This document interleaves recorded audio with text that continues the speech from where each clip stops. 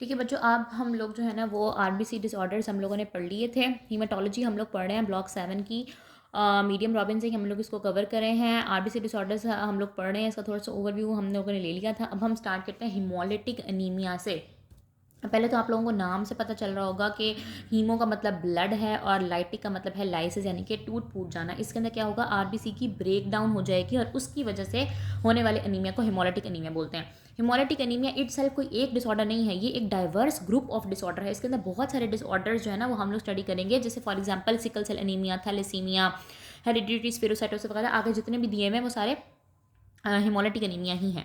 अब इसके अंदर बेसिकली हो गया एक्सेलरेटेड आरबीसी डिस्ट्रक्शन, यानी कि जो आरबीसी है उनका जो लाइफ स्पैन है, फॉर एग्जांपल 120 डेज उनका नॉर्मल लाइफ स्पैन है, 120 डेज से कम हो जाएगा, यानी कि वो वक्त से पहले टूट जाएंगे, जिसकी वजह से बॉडी के अंदर आरबीसी हीमोग्लोबिन की कमी हो जाएगी, ऑक्सीजन की कमी डेवलप होना शुरू हो जाएगी, एनीमिया डेवलप हो जाएगा। अब किसी भी कॉज की वजह से एनीमिया हो रहा है, ठीक है, कॉजेज मुख्तलिफ किस्म के हो सकते हैं, किसी भी कॉज की वजह से एनीमिया होगा। हमने बात की थी कि टिश्यू ऑक्सीजन लेवल कम हो जाएगा, एरिथ्रोपोइटिन की रिलीज किडनी से ज़्यादा हो जाएगी। जब एरिथ्रोपोइटिन ज़्यादा होगा तो दो चीज़ें होंगी, एक होगा एरिथ्रॉइड hyperplasia of the bone marrow, यानी कि जो बोन मैरो के अंदर आरबीसी के पेरेंट सेल्स होते हैं, जो इसके प्रिकर्सर्स होते हैं, वो रैपिडली डिवाइड होना स्टार्ट हो जाएंगे ताकि ज़्यादा से ज़्यादा आरबीसी जो है ना वो ब्लड में आ सकें। इसके अलावा रेटिक्यूलोसाइटोसिस, रेटिक काउंट इंक्रीज हो जाएगा। जो रेटिक्यूलोसाइट्स होते हैं वो इमेच्योर आरबीसी को बोल रहे होते हैं। तो जब रेटिक्यूलोसाइट्स ज़्यादा हो जाएंगे तो पेरिफेरल स्मीयर पे आपको बहुत सारे इमेच्योर सेल्स नजर आएंगे, उसको बोलेंगे रेटिक्यूलोसाइटोसिस हो गया है। ये इसके दो हॉलमार्क्स हैं, ये काफ़ी इंपॉर्टेंट है, पूछ लेते होते हैं कि हिमोलिटिक एनीमिया के दो हॉलमार्क्स कौन से हैं, एरिथ्रॉइड हाइपरप्लेजिया और रेटिक्यूलोसाइटोसिस। इसके अलावा अगर बहुत सीवियर केस है तो extra medullary haematopoiesis, extra medullary haematopoiesis के बोन के अलावा, बोन मैरो के अलावा एक्स्ट्रा साइट्स पे ब्लड सेल्स की प्रोडक्शन स्टार्ट हो जाएगी, फॉर एग्जाम्पल लिवर, स्प्लीन और लिम्फ नोड्स वगैरह में। ठीक है, अब हम इसको क्लासीफाई करते हैं। क्लासिफिकेशन हमने दो तरह से करनी है। एक हमने करनी है classify on the basis of pathogenic red cell defect, यानी कि जो रेड सेल का डिफेक्ट है, यानी कि आरबीसी का जो डिफेक्ट है पैथोजेनिक, वो कहाँ पे आ रहा है, क्या वो आरबीसी के अंदर आ रहा है, यानी कि इंट्रा कॉर्पसलर, इंट्रा सेलुलर या फिर इंट्रेंसिक डिफेक्ट है, या फिर सेल के बाहर का डिफेक्ट है, यानी कि एक्स्ट्रा कॉर्पसलर या एक्सट्रेंसिक डिफेक्ट है। आरबीसी के अंदर कोई मसला है, आरबीसी के बाहर कोई मसला है। इसके अलावा एक और हमारे पास बेसिस है क्लासीफाई करने की, on the basis of site of haemolysis, यानी कि हिमोलिसिस किस जगह पे हो रही है।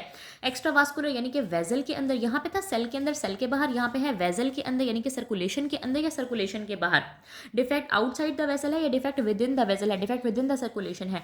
एक्स्ट्रावास्कुलर की हम बात करते हैं सबसे पहले। एक्स्ट्रावास्कुलर हिमोलिसिस यानी कि वेजल के बाहर का डिफेक्ट, सर्कुलेशन के बाहर का डिफेक्ट। फॉर एग्जांपल स्प्लीन की उसने आपकी बुक के अंदर एक बहुत अच्छी एग्जांपल दी हुई है। आपको पता है कि स्प्लीन के अंदर क्या होते हैं, स्प्लीन के अंदर रेजिडेंट मैक्रोफेजेस पड़े हुए होते हैं, जिनका काम होता है फेगोसाइटोसिस, यानी कि इन्होंने क्या करना होता है, जो भी डैमेज सेल्स होते हैं, जो भी डैमेज आरबीसीज होते हैं, एंटीबॉडी कोडेड आरबीसीज होते हैं, या ऐसे आरबीसीज होते हैं जो स्प्लीन के अंदर जो साइनोसाइड्स होते हैं वहाँ से पास नहीं हो सकते।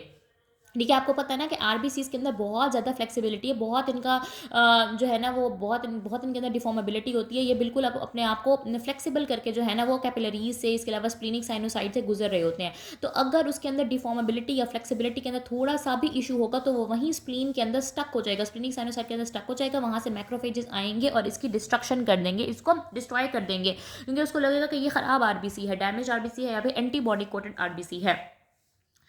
तो इस तरह से अगर डिफॉर्मेबिलिटी के अंदर कोई मसला होगा तो वो स्प्लीन के अंदर स्टक हो जाएंगे, वहाँ से उनकी हिमोलिसिस हो जाएगी, उसको एक्स्ट्रावास्कुलर हिमोलिसिस बोलेंगे।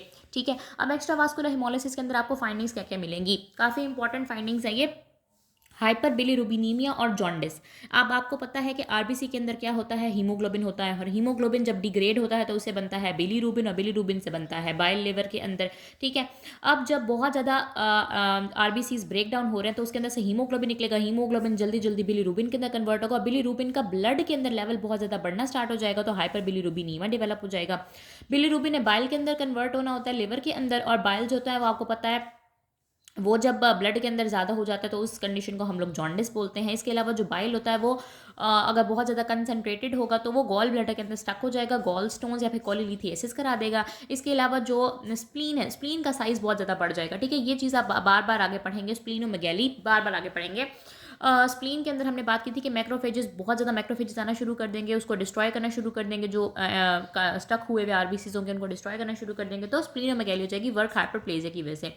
तो एक्स्ट्रावास्कुलर हिमोलिसिस में वेसल के या सर्कुलेशन के बाहर आरबीसी की हिमोलिसिस हो रही होती है, और जिसकी वजह से हमें 3 फाइंडिंग्स मिलती हैं: हाइपरबिलीरुबिनीमिया और जॉन्डिस, गॉल स्टोन्स और स्प्लीनोमेगैली।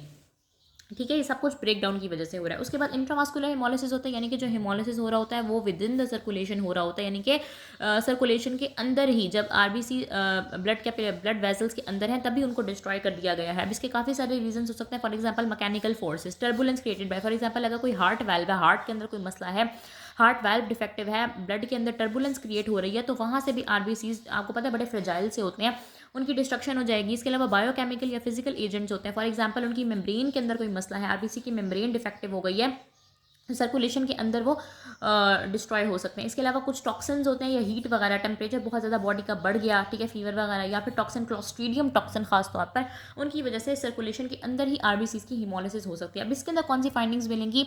इसके अंदर होगा हीमोग्लोबिनीमिया, यानी कि ब्लड के अंदर हीमोग्लोबिन का लेवल, आपको पता है आरबीसी के अंदर क्या होता है, एचबी हीमोग्लोबिन होता है, और हीमोग्लोबिन जब आरबीसी टूटेगा, हीमोग्लोबिन निकलेगा, हीमोग्लोबिन ब्लड में ज़्यादा हो जाएगा तो हीमोग्लोबिनीमिया हो जाएगा। इसके अलावा हीमोग्लोबिनूरिया, अब ब्लड ने कहाँ जाना होता है, किडनीज के पास जाना होता है ताकि फिल्टर किया जा सके वेस्ट को, तो हीमोग्लोबिन बहुत छोटा साइज होता है इसका, ये भी जो है ना वो यूरिन के अंदर आना शुरू हो जाएगा। हीमोग्लोबिनूरिया बोलेंगे, हीमोग्लोबिनीमिया और हीमोग्लोबिनूरिया। इसके अलावा हीमोसिड्रिनूरिया।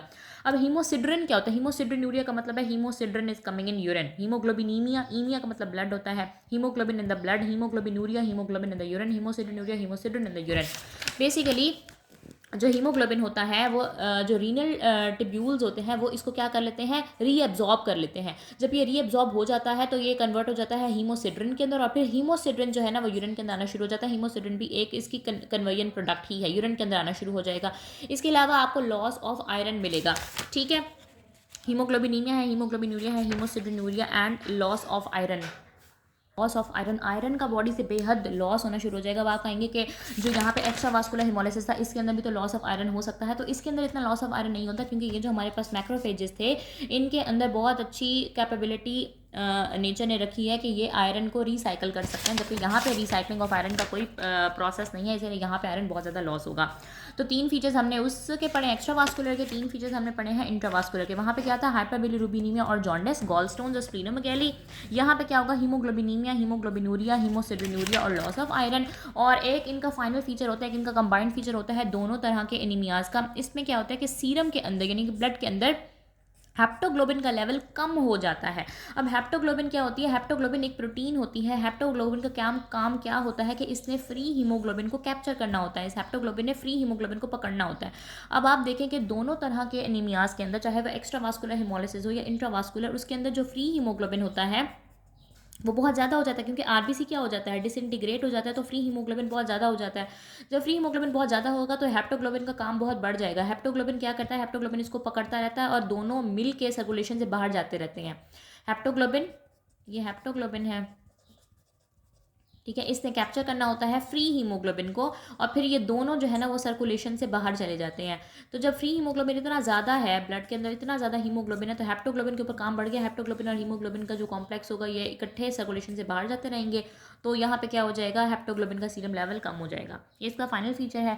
नेक्स्ट हम हेरिडिटरी स्पेरोसाइटोसिस से स्टार्ट करते हैं। मैं बुक से आपको दिखा देती, लेकिन ऐसा सच इसके अंदर कुछ है नहीं, ये बस बेसिक्स हैं, लेकिन आपको इसकी फाइंडिंग्स वगैरह अच्छे से आनी चाहिए, ये इंपॉर्टेंट है।